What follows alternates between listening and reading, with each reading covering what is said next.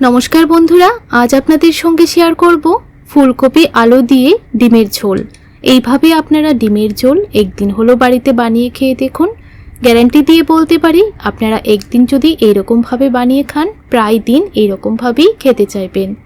কিভাবে এই ডিমের ঝোল রান্না করেছি চলুন তাহলে দেখে নেওয়া যাক। রেসিপিটি ভালো লাগলে চ্যানেলটিকে সাবস্ক্রাইব করে রাখবেন, ভিডিওটিতে লাইক শেয়ার করতে ভুলবেন না।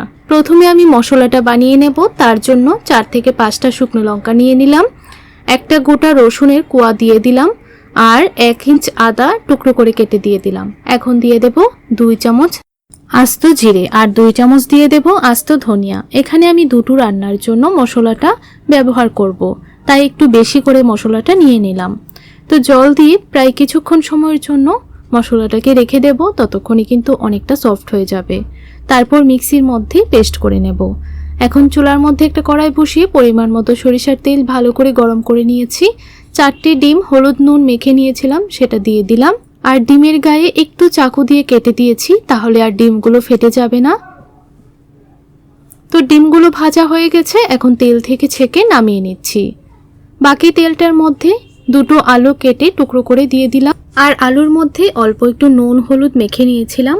তো নাড়াচাড়া করে একটু সময়ের জন্য ঢাকা দিয়ে দেব, ততক্ষণে কিন্তু আলুগুলো ভালো করে সেদ্ধ হয়ে যাবে আর ভাজা ভাজাও হয়ে যাবে। এই দেখুন আলুগুলো ভাজা হয়ে গেছে, এখন তেল থেকে ছেঁকে নামিয়ে নেব।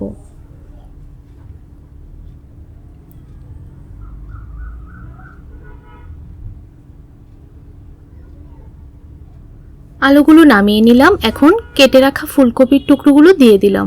এই ফুলকপির টুকরোগুলোকে আমি কিছুক্ষণ সময় গরম জলের মধ্যে ভিজিয়ে রেখে দিয়েছিলাম, তাহলে ফুলকপির মধ্যে যদি কোনো পোকামাকড় থাকে সেটা কিন্তু খুব সহজেই বের হয়ে যায়। আপনারা একটু এই গরম জলটার মধ্যে নুনও দিয়ে দেবেন। এখন আমি ফুলকপিগুলো দিয়ে ঢাকা দিয়ে দিলাম কিছুক্ষণ সময়ের জন্য, আর অল্প একটু হলুদও দিয়ে দিয়েছিলাম। তো দেখুন ফুলকপিগুলো ভালো করে ভাজা হয়ে গেছে, এখন তেল ছেঁকে নামিয়ে নিচ্ছি।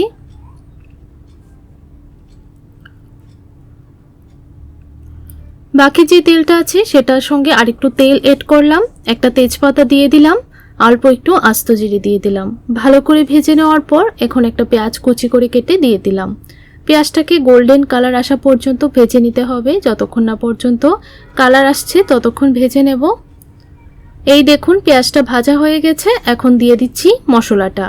এখানে আমি সবটা মশলা দেইনি, অর্ধেকটা মশলা দিয়েছি আর অর্ধেকটা মশলা রেখে দিয়েছি অন্য রান্নার জন্য। তো মশলাটাকেও এখন ভালো করে কষিয়ে নেব, যতক্ষণ না পর্যন্ত মশলা থেকে তেল ছাড়তে শুরু করছে। এই দেখুন মশলাটা ভালো করে কষানো হয়ে গেছে, এখন দিয়ে দিলাম টমেটো পিউরি। এখানে আমি একটা বড় সাইজের টমেটো ভালো করে পিউরি করে নিয়েছিলাম। টমেটো পিউরিটা দিয়ে ভালোভাবে নাড়াচাড়া করে মিশিয়ে নিলাম। যতক্ষণ না পর্যন্ত টমেটোটা খুব সুন্দরভাবে কষানো হচ্ছে ততক্ষণ কষিয়ে নিতে হবে। 1/2 টিস্পুন হলুদ গুঁড়ো দিয়ে দিলাম, 1/2 টিস্পুন নুন দিয়ে দিলাম। টমেটো পেস্টটা দেওয়ার পর ভালো করে কষিয়ে নিতে হবে, না হলে টমেটোর মধ্যে যে কাঁচা গন্ধটা থাকে সেটা কিন্তু যাবে না। তো দেখুন ভালো করে কষিয়ে নিলাম। এখন আমি ভেজে রাখা আলু ফুলকপি ডিম সবগুলোই দিয়ে দিলাম। সবগুলো দেওয়ার পর মশলার সঙ্গে একটু সময় কষিয়ে নেব। প্রায় 1 থেকে 2 মিনিট মশলার সঙ্গে একটু কষিয়ে নেব। এইভাবে আপনারা একদিন হলো বাড়িতে ডিম ফুলকপি আলুর ঝোল রান্না করে খেয়ে দেখুন। গ্যারান্টি দিয়ে বলছি বন্ধুরা, দুপুরে বা সকালের গরম ভাতের সঙ্গে খেতে কিন্তু অসাধারণ লাগবে। অল্প একটু কসুরি মেথি হাত দিয়ে ক্রাশ করে দিয়ে দিচ্ছি, তাহলে ফ্লেভারটা খুব ভালো আসে। এখন ভালো করে মিশিয়ে নেব, তারপর পরিমাণ মতো ঝোলটা দিয়ে দেব।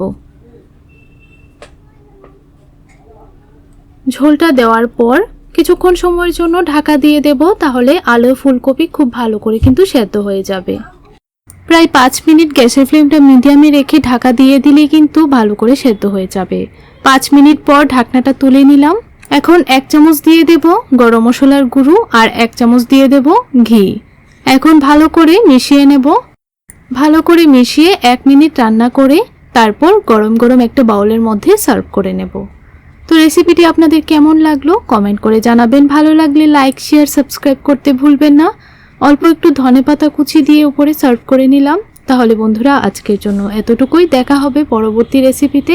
ততক্ষণ আপনারা ভালো থাকবেন, সুস্থ থাকবেন।